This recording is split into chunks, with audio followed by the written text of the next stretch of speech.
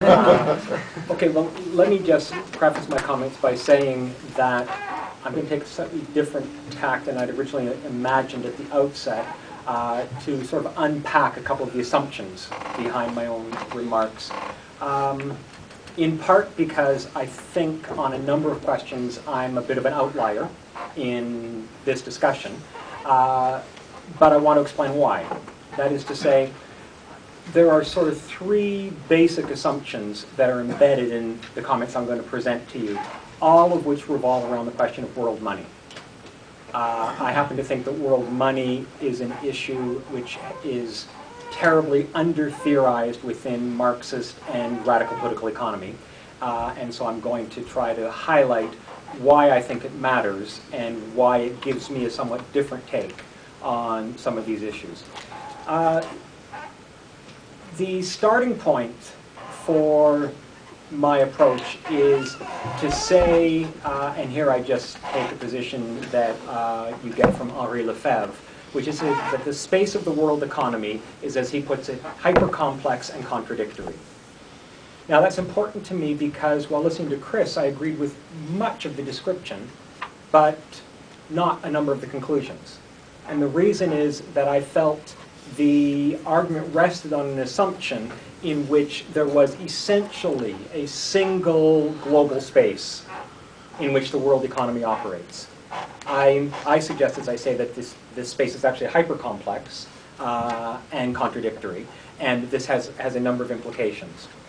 In particular, and I'll say a touch more about this second point in a moment, because what, following Marx, I believe to be central to the global capitalist economy, the operation of the law of value, because the law of value is based on the principle that socially necessary labor times are established on the world market and require a world universal equivalent.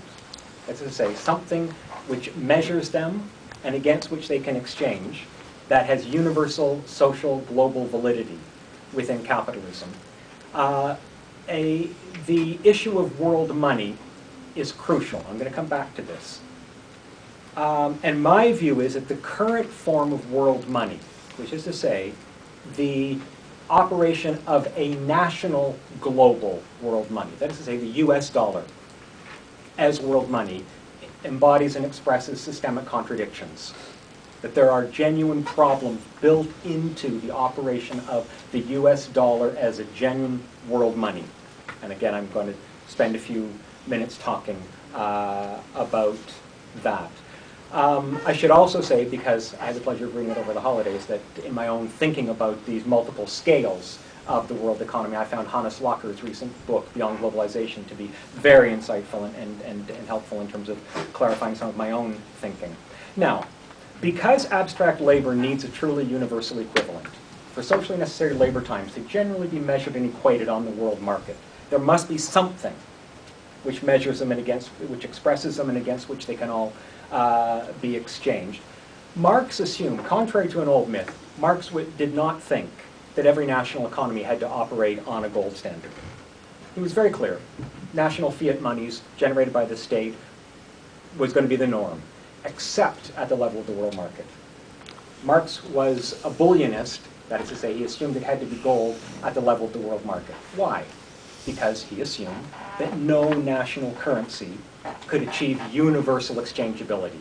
That is to say, that all other traders, exchangers, commodity producers on the world market would be willing to accept a single national currency. And as a result, during significant periods of time, where there has been such a national world money, it's been tied in some way to gold. It's operated on a convertibility standard. That was true of the sterling gold standard when the British pound was the dominant world money, and it was true until 1971-73 of the US dollar. But there is nothing given about the capacity of a national currency to operate as world money. That is to say, and this is where I have, I think, some disagreements with both Scott and Chris. In fact, I would argue that since the breakdown of the Bretton Woods system, most significantly being the end of dollar convertibility to gold, there was immediately a very heated conflict based principally between European capital and American capital as the European capital tried to do an end run around the dollar. They tried to figure out some form, special drawing rights through the IMF and others, for coming up with an alternative to the dollar, and essentially they were defeated. European-based capital was completely defeated in the 1970s in their attempt to do an end run around the dollar because, look, the problem for them is if the dollar is not tied to gold and the US has these huge deficits that Chris talks about, dollars are only good to you if there's something that you want to buy with those dollars. If you accumulate enormous stockpiles of them and they are potentially a depreciating asset, then you've got a problem. And that was his position. That's why as long as they could, they started to turn them into, started to cash them in for gold in the late 60s, which is why Nixon closed the window on dollar convertibility into gold. But essentially, European capital launched a drive to decenter the world economy from the dollar, and it lost. And the US, I believe, not by design, but by accident, discovered that a dollar standard system, untethered to gold, was an enormous boon. That is to say, what is known in the jargon as international seigniorage, but which essentially just comes down to this, that you can print dollars, which cost about 3 cents each, and you can appropriate value with them. That's more or less what it comes down to, that the right to issue world money allows the US state to appropriate value from the world market in exchange for its centrally produced by Treasury/Fed paper. But I don't believe that this means that this capacity is necessarily infinite. And this is where I think I have real problems with Chris's analysis. In other words, it's one thing to say that the balance of payment or current account payment constraints are radically reconfigured for the state which issues world money, and I agree with that. They're radically reconfigured. But to say that the capacity to run ever-growing deficits is theoretically infinite, I dispute. On the contrary, this currency still has to be able to function as world money, and one of the key functions of world money is as store of value.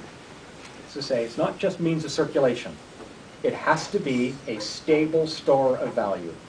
And I believe that much of what's been going on over the last few years, by the way, private investors started to move out of the dollar about '02. You can see it if you look at the data. It's central banks around the world that picked up the slack after private investors started to move out of the dollar about 4, 5, 6 years ago.